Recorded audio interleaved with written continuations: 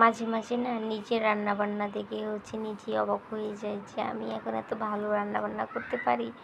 মানে অবাকই হয়ে যায় যখন রান্নার কালারগুলো দেখি সুন্দর হচ্ছে, বা হাজব্যান্ড বা বাসার সবাই প্রশংসা করছে, তখন আর নিজের কাছে একটা আলাদা রকম একটা ফিলিংস আসে।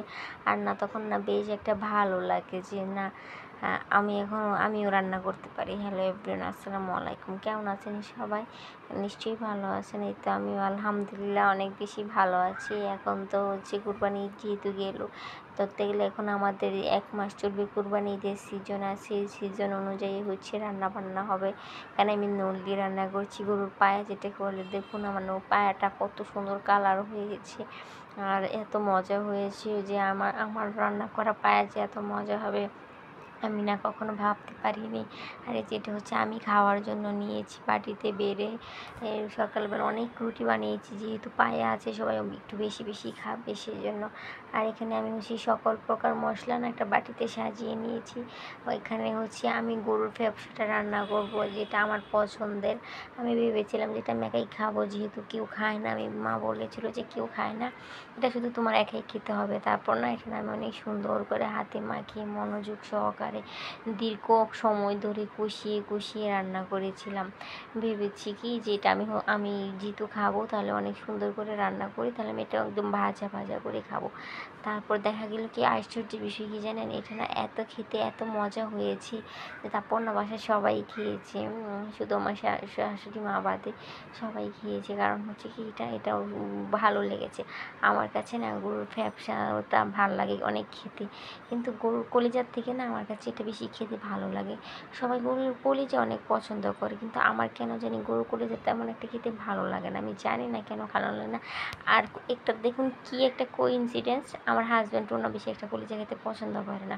তার মানে কি হলো যে আমরা দুজনেই একটা খাওয়ার দিক দিয়ে একটা মিল আছে। তারপরে দেখুন আমি সুন্দর করে ব্যবসাটাকে কষিয়ে নিয়েছি।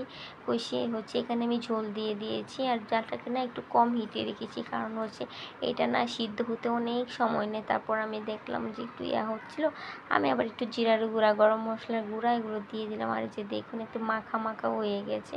এটা এখন আমি নামিয়ে ফেলবো, কারণ জালটা বন্ধ করে দিলে এই ঝোলটা না ঘন হয়ে যাবে, তখন আর ঝোলটা থাকবে না।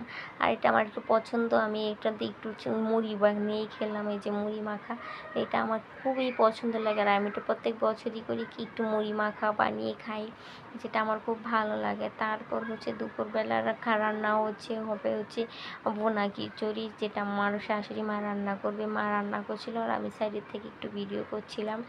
যেহেতু অনেকটা পোলাও বা খিচুড়ি রান্না করা হয়, তখন আমার শাশুড়ি রান্না করে, আমি কখনো রান্না করি না, কারণ এত বেশি পরিমাণের আমি রান্না করতে পারি না। আসলে আমি কখনো রান্না করিনি, তো আমি 1 পট 2 পট হলে এটা আমি অনায়াসে করে ফেলতে পারবো। তারপর এখানে মুরগির মাংস রান্না হচ্ছিলো আমার শ্বশুরের জন্য। উনি যেহেতু গরু খেলে শরীর ফুলে যায়, সেজন্য। আর এই কলিজা ভুনা, 1 কড়াই ভর্তি কলিজা ভুনা করা হয়েছে, যেগুলো খিচুড়ি দিয়ে খাওয়ার জন্য।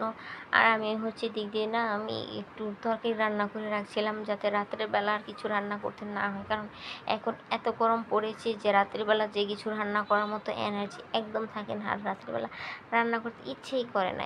এমন একটা ভাজা অভ্যাস হয়েছে। এতে আমি এখন যেগুলো ছোটো ছোটো কই মাছ, দেশি কই মাছ অবশ্যই ছোটোই থাকে। তো আমি এগুলোকে কচুরমুখী দিয়ে রান্না করছিলাম।